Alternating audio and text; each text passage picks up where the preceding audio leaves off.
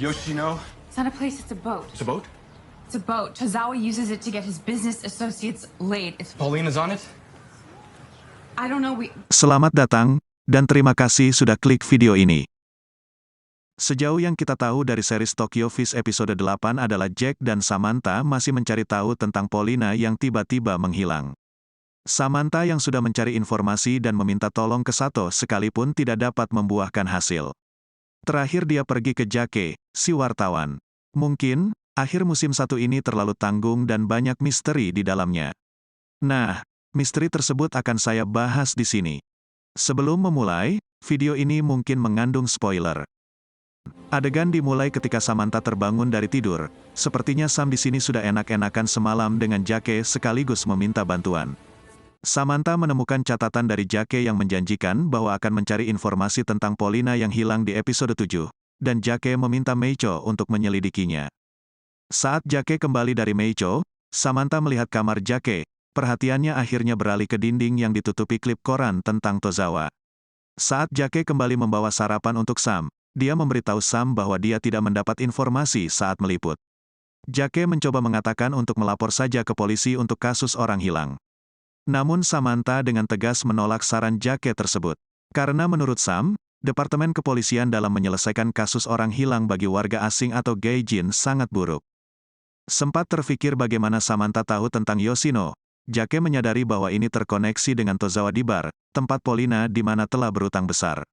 Ketika dia berpikir bahwa orang-orang Tozawa mungkin mengambil Paulina, Jake membawa Samantha ke Ukai Haruki, bertemu dengan penulis bernama Haruki yang membuat artikel majalah palsu untuk Tozawa.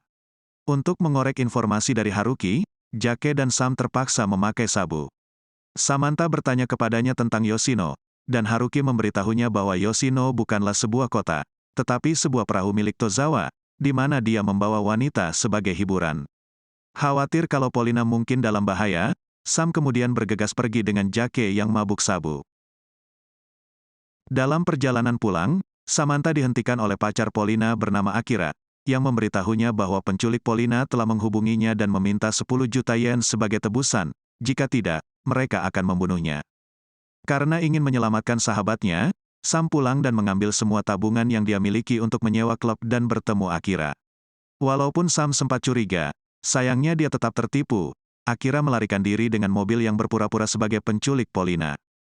Bingung, Sam pergi ke bank untuk pinjaman namun ditolak, karena perusahaan pinjaman tidak akan menyetujui pemberian pinjaman untuk bisnis yang terkait dengan mizusobai atau hiburan malam.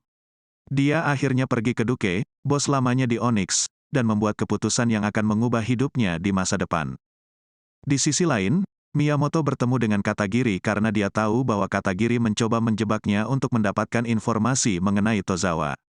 Miyamoto akhirnya mengungkapkan bahwa dia telah berada di genggaman Tozawa untuk sementara waktu. Selama ini namanya menjadi terkenal karena dia mendapat informasi dari anak buah Tozawa.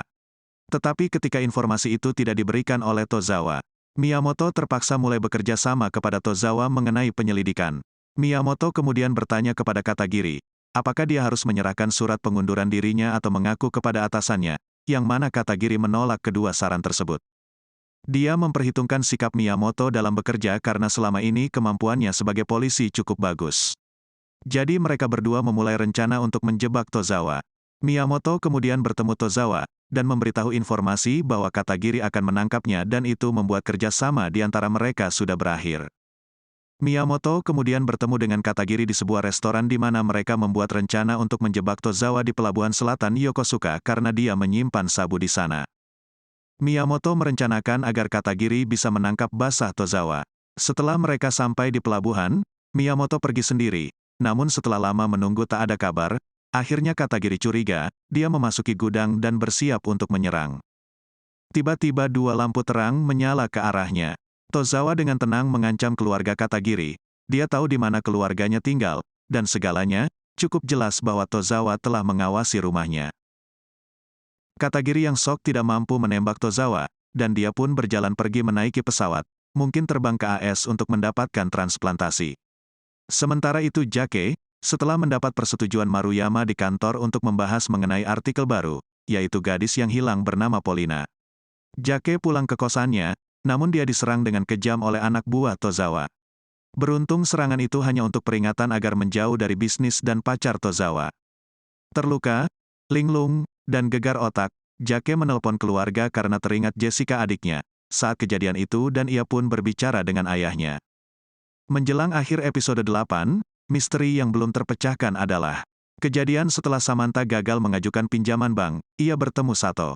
Dan setelah mereka berpisah, Sato berjalan kembali ke mobil, namun salah satu anak buah Chihara Kai menusukkan perutnya.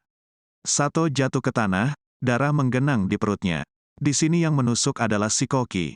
Alasannya masih belum jelas. Ini misteri, benar-benar misteri. Misteri selanjutnya adalah, setelah Jake dipukul oleh anak buah Tozawa. Di pagi harinya, Jake menerima kaset VHS bertulis, Yoshino. Kaset tersebut menunjukkan bahwa Polina dibawa ke sebuah ruangan dan diserang oleh salah satu anak buah Tozawa. Dalam perkelahian itu, Polina mungkin terbunuh. Tidak ada yang tahu siapa pengirimnya. Dengan rekaman kaset itu, Jake menemui Katagiri di rumahnya, berharap bahwa dia bisa bekerja sama kembali. Namun tampaknya Katagiri masih khawatir mengenai keluarganya yang diancam oleh Tozawa. Ini misteri, benar-benar misteri. Dan itulah beberapa misteri yang masih menjadi pertanyaan karena memang tidak ada clue tersembunyi di episode ini. Saya berharap akan adanya season kedua untuk cerita ini. Jangan lupa untuk subscribe dan like untuk mensupport channel ini.